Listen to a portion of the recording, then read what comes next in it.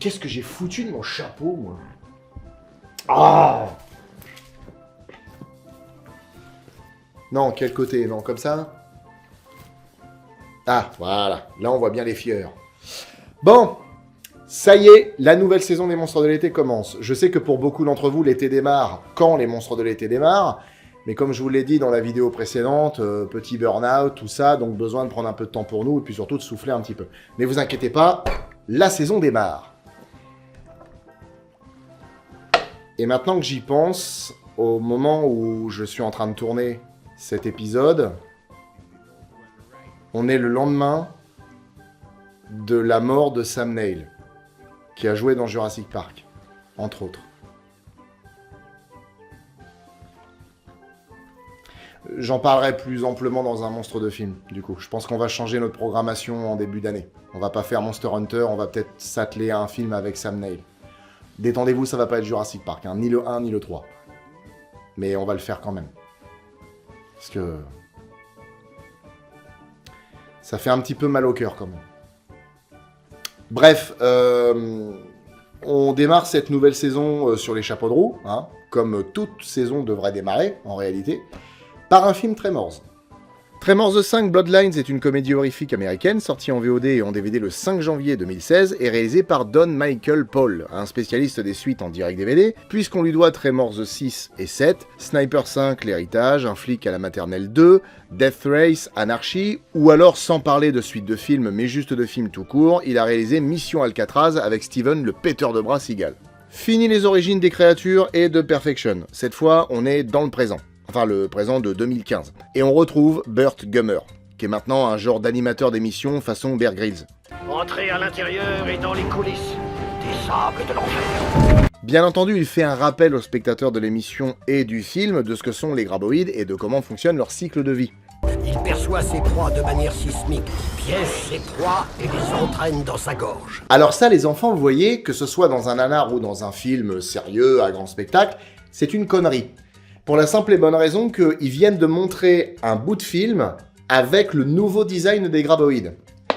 Parce que là, à ce moment-là du film, personne, ni chez les spectateurs, ni chez les protagonistes, est censé savoir qu'il existe des graboïdes sous cette forme. Ils ont montré des images des anciens films. Arrêtez-vous là. Il n'y a pas besoin de montrer plus.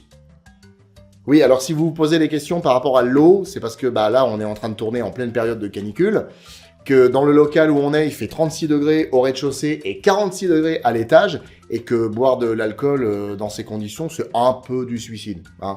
Donc il faut penser à s'hydrater. Boivez de l'eau. Dans 20 ou 30 ans, il n'y en aura plus. Un jour, Burt voit son caméraman se tirer et être remplacé au pied levé par Travis Welker. Ton nouveau caméraman, et il a de super références. Tu es officiellement un déserteur, mon gars! Là-dessus arrive Eric Van Wyk, un mec qui bosse au ministère sud-africain de la faune et qui leur demande d'aller là-bas pour régler ce qui semble être un problème d'As Blasters. Pour rappel, c'est ça un As Blasters. Burt est chaud pour partir tout de suite, mais Travis veut s'inviter. Vous me payez le billet pour l'Afrique du Sud et je vous remets ce magnifique fusil de chasse semi-automatique. Eric accepte ensuite de financer les vidéos de Burt pendant 3 ans et les voilà quelques heures plus tard au Mont Magali en Afrique du Sud. Arrivé sur place, Burt se lie d'amitié avec leur pilote, Dan Bravers, qui est un sacré phénomène. Monsieur Bravers, vous êtes sous? Non, pas encore. Si vous avez besoin de moi, sortez la corne. Il fait aussi la connaissance de Johan, le témoin d'une attaque sur un mec qui a été emporté après être tombé dans une grotte pleine de peintures rupestres, montrant au passage que nos ancêtres ont aussi connu les graboïdes, et de Taba, l'assistant d'Eric. Eric qui explique d'ailleurs qu'il veut pas tout à fait chasser les graboïdes, mais plutôt les attraper. On ne capture pas ces choses-là. Faut les tuer. Vous savez, on a souvent tendance à critiquer le fait que dans ce genre de film, il y a toujours un mec, un méchant ou non, qui disent on pourrait peut-être pas le tuer, mais plutôt le capturer. Alors à chaque fois on se dit oh là là mais qu'est-ce qu'ils sont cons, évidemment qu'il faut pas le faire, c'est dangereux. Mais en vrai, ça se passerait là demain dans la vie de la réalité véritable. Le gars proposerait 1 million d'euros par bestiole, je suis sûr qu'il y en a plein qui essaieraient de les capturer. Tu le ferais, toi? Franchement? Ouais. T'imagines, 1 million par bestiole. Tu prends ton temps, t'observes et tout, t'en captures une. T'es peinard. T'imagines les épisodes qu'on pourrait faire avec 1 million d'euros de budget? Ah, et cerise sur le gâteau, les armes de Burt sont retenues à la frontière pour 3 jours. Alors il fait avec ce qu'il y a sur place. Et voilà. C'est quoi ça? Les armes que vous avez demandées? Vous êtes sérieux? Autant se servir d'une sarbacane. Ah, autant. Pendant que le dingue des flingues fait le deuil de ses armes, Travis fait copain-copain avec une gamine qui lui montre comment attraper des vers de terre. J'électrocute des vers pour en faire des appâts. Regardez, ils arrivent. Et en plus, elle lui en fait manger un en lui faisant croire que c'est une coutume. Vient ensuite le docteur Nandi, la propriétaire de la réserve où il se trouve, et qui leur montre un truc qui va pas du tout servir à la fin du film. Une averse ensoleillée. On en a tous les jours à cette époque de l'année, très précisément à la même heure. Ok, alors je récapitule. Tous les jours à la même heure, il y a un orage qui pète au même endroit. Et la petite nous a montré qu'on pouvait attraper des vers en mettant de l'électricité dans le sol.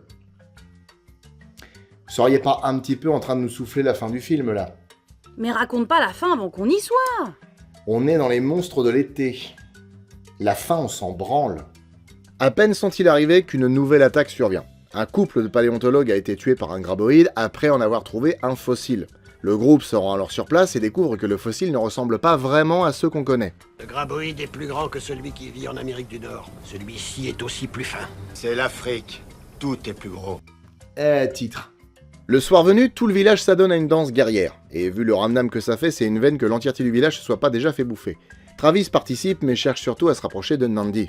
Burt, pendant ce temps, affûte ses flingues tandis que Taba et Baruti, un soigneur d'animaux, bricolent dans un coin. Alors, petite question comme ça, hein, histoire de faire un petit jeu. À votre avis, qui va être attaqué? Le héros ou les deux figurants?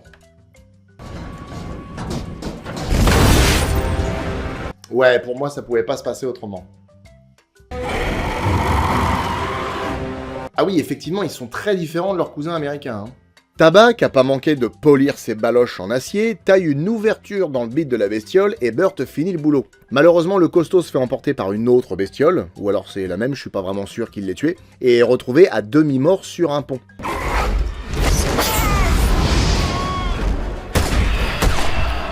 Une nouvelle bestiole attaque la voiture, ou alors c'en est une autre, hein, je sais toujours pas, mais Burt lui arrange le fion. Lui bien truffer le réacteur.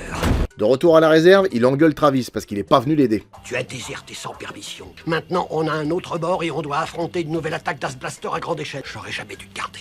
Mais Nandi lui redonne le sourire en lui prêtant son AR-5 personnel. Alors remonté à bloc et armé comme un croiseur, il part avec Eric et Johan à la recherche de l'As Blasters. Et il le flingue non sans faire un dommage collatéral.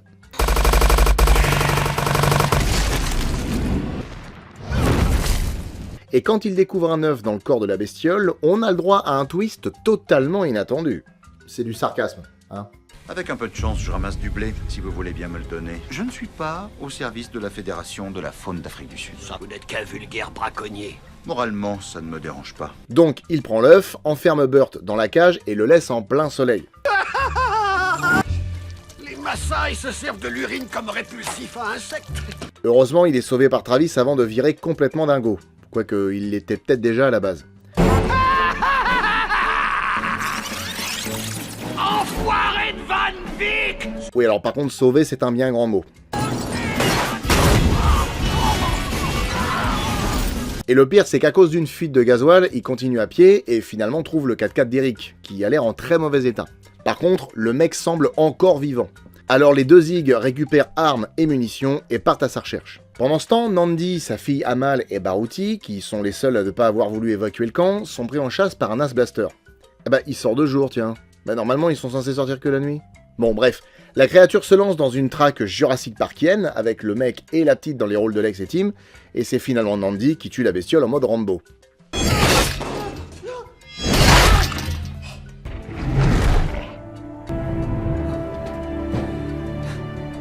Et bah... Elle a tiré avec quoi? Un scorpion? Ah, ou alors les graboïdes sont peut-être pleins de vide. Ben, ils sont pleins de gaz théoriquement, donc oui, ils doivent être vides à l'intérieur. Ah oui, c'est pas faux. Nos deux héros retrouvent Eric dans la savane avec sa boîte à œufs et un graboïde au cul. Burt lui gueule de monter sur des rochers pour être à l'abri, mais les bestioles ont débloqué une nouvelle capacité. Ah, eh ben, il manquait plus que ça. Les tentacules se sont détachés du graboïde. Alors là, par contre, ça soulève un point qui est vraiment très important à relever. Si les langues peuvent se détacher et faire leur vie toutes seules, ça veut dire que c'est des êtres vivants à part entière. Parce que dans les premiers films, c'était juste des langues. Là, si elles peuvent se promener, ça veut dire que c'est quoi? C'est des bestioles qui vivent dans une bestiole? C'est un genre de symbiose? Enfin, ça se passe comment? Mais c'est pas ça qui va démoraliser Burt. Alors il les éclate et sauve Eric.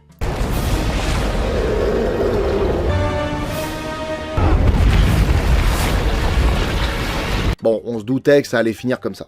Mais même si l'espèce africaine a une évolution vraiment différente de celle d'Amérique, elle a le même objectif, protéger ses œufs. C'est d'ailleurs pour ça qu'il courait après l'autre naze, parce qu'il avait leur œuf. Alors il décide de faire sauter le nid qui n'est pas loin de leur position. Mais c'est Travis qui va s'y coller, même si Burt en a pas envie. Vous souffrez d'un début d'insolation pour commencer, et ensuite d'un dépassement de la date de péremption pour ces conneries. Alors le dingue s'enfonce dans la grotte pendant que le vieux demande à l'autre marteau en hélico de lui ramener les gros flingues. J'ai 2 paniers à roquettes que j'ai pris à un MiG-23 pendant la guerre de la frontière. C'est pas trop, non? C'est juste ce qu'il faut. Par chance, le caméraman biker trouve le nid après avoir fait un peu de spéléo, sauf qu'il est pas tout à fait prêt à le faire péter puisqu'il se fait attaquer par un Blaster. Heureusement, il a une grenade au phosphore sur lui. Sur ça arrive Den, mais le bruit de son hélico attire un graboïde qui le bouffe, lui et le figurant qui est là.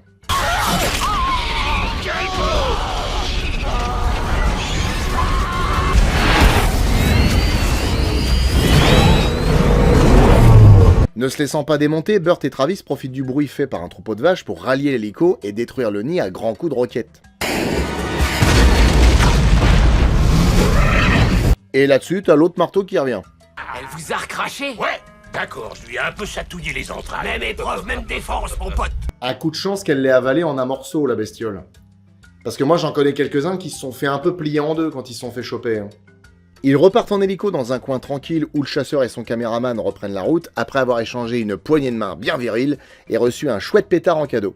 Sur la route, Burt apprend que Travis est son fils. Putain, rien que ça...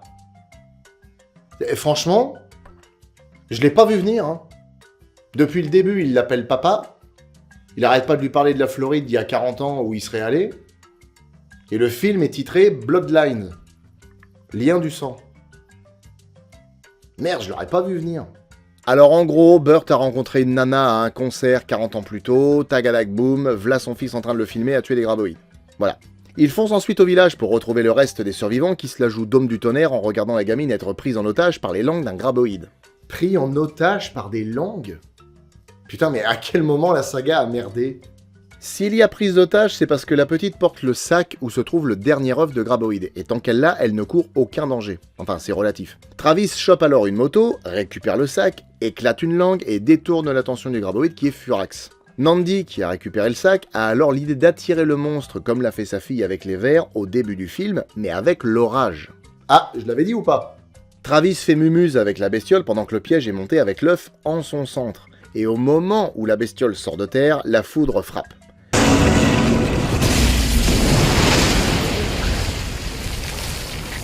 Le village est en joie, et il bouffe le graboïde. Ok, rien ne se perd, tout se transforme, d'accord. Mais le graboïde, apparemment, d'après les autres films, ça pue, hein, ça doit pas être génial à bouffer. Hein. Bon, bref.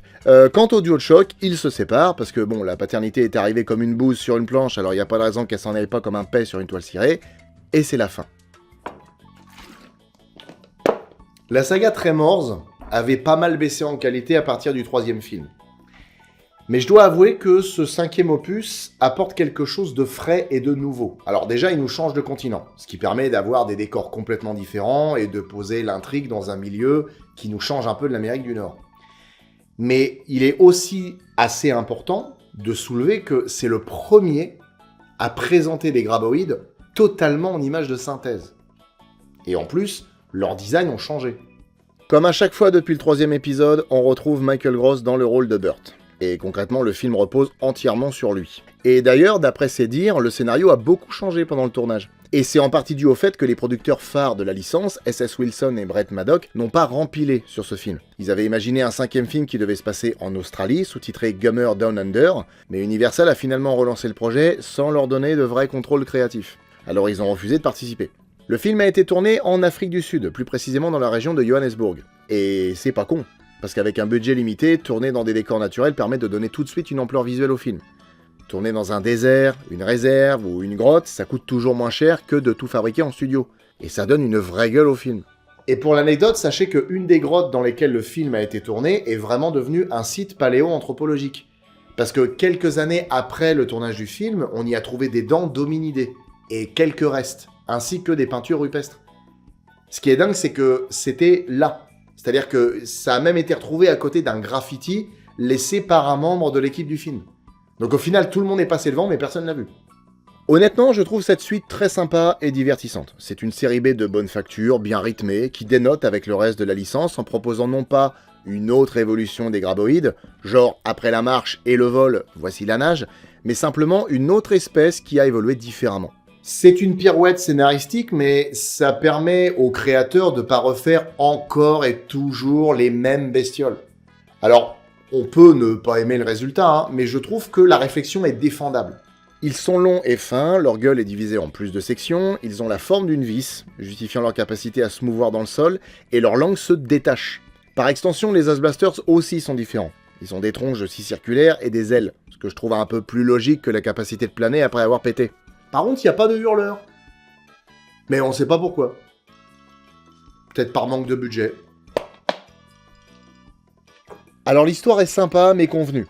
Concrètement, tu peux faire un bingo sur le scénario, dans les 20 premières minutes, il va être plein. Le peu de personnages a le mérite d'être assez consistant pour ne pas passer pour des figurants, mais dans l'idée, ils auraient pas été là, ça aurait été plus ou moins pareil. Et je dois avouer que la relation de Burt et de Travis est plutôt rigolote. De temps en temps, la mise en scène nous pose des ralentis dramatiques, et parfois ça sert à mieux voir les bestioles, enfin surtout les graboïdes.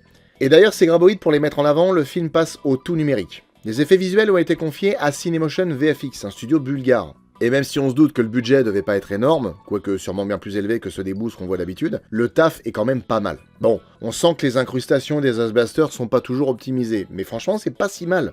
L'animation est vachement plus fluide que dans tous les autres films. Mais on va pas se mentir, Tremors sans effets pratiques, c'est un peu comme un kebab sans frites. Techniquement ça existe, mais moralement il y a débat. Il y a quelques effets par-ci par-là, mais c'est très rare. En fait, les effets du film sont à la fois la force et la faiblesse de celui-ci. Le numérique permet les mouvements impossibles avec des marionnettes, mais il n'y a plus vraiment cet effet de masse quand un de ces machins bouge. C'est plus spectaculaire, mais ça flotte un peu dans l'image. Les effets sont pas honteux, hein, surtout pour une production vidéo, mais ils ne donnent pas toujours cette impression de danger physique qu'avaient les graboïdes du premier film. Niveau bande originale, dans l'idée, il n'y a pas grand-chose à dire. C'est une bande originale de téléfilm. C'est nerveux quand ça doit être nerveux, c'est tranquille quand ça doit être tranquille. Il n'y a pas de thème qui revient, qui est attribué à un personnage, à une situation, à l'antagoniste. Dans l'idée, c'est une bande originale qu'on peut interchanger avec la bande originale de n'importe quel autre téléfilm. Au casting, on retrouve Michael Gross, qu'on présente plus. Attaché à la saga depuis le début, il ira jusqu'au bout avec. Il s'est fait connaître avec la série Sacrée Famille, et on le reverra dans 2-3 autres chiasses infâmes. Jamie Kennedy, en plus d'être humoriste, a une sacrée carrière. Il a joué dans 4 films Scream. Ouais, Randy, c'était lui. Mais il a aussi joué dans Roméo plus Juliette, Pour le pire et le meilleur, Ennemi d'État, Les Rois du désert, et un jour, tout a basculé parce qu'il a joué dans Le Fils du Masque. Alors, moi je l'ai pas vu, hein, pour moi il n'y a que The Mask, il n'y a rien d'autre. Par contre, j'ai vu les vidéos que Not Serious et la suite de Trop ont fait dessus. Et autant, nous, il y a des gens en commentaire qui nous ont déjà dit « Franchement, vos vidéos donnent envie de voir les films », autant là, eh ben non. Mais alors vraiment pas. Pearl Tuzy est surtout connue de rôles qu'elle a tenus dans des séries comme l'agence numéro 1 des Dames Détectives ou encore Queen Sono. Je vais me permettre de survoler le reste du casting parce qu'il y a finalement peu de choses à dire dessus, sauf pour lui. Brandon Orrett, parce qu'on l'aura vu au générique de films comme Elysium, District 9 ou encore Chappie. Et puis après, il est parti en brioche et s'est mis à faire des films comme Planet of the Sharks, L'Empire des requins, L'attaque du requin à 6 têtes ou Dead in the Water. Bon, en conclusion, Tremors 5 est un rafraîchissement de la saga qui est plutôt sympa, qui tente des trucs sans se fatiguer, hein, et sans nous prendre la tête aussi. C'est honnête, c'est divertissant. Si on aime bien la saga Tremors, il faut le voir. Sinon, ça permet de démarrer un été tranquillement avec un bon petit nanar. Et vous savez ce qui est bien aussi, l'été, c'est de voir un bon gros boule. Et dans le prochain film qu'on va voir, il y en a un bon gros boule. Par contre, les arachnophobes vont peut-être pas aimer.